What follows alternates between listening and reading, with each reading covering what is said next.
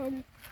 আর এখন আপনারা দেখতেই পাচ্ছেন এইখানে পুকুর আছে, এই যে পুকুর।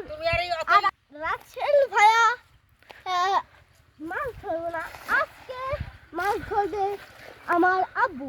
আর ওই দেখতেই পাচ্ছেন আমার আব্বু মাছ ধরা শুরু করে দিচ্ছে।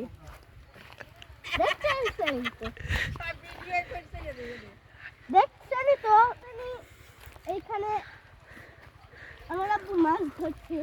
ও জাল পেটেছে মনে হয়। আজকে দেখতেই পাচ্ছেন ঘাটে জাল ফেলেছে, আবার উঠিয়েছে। কি কারণে এই যে কাটি কম জালে?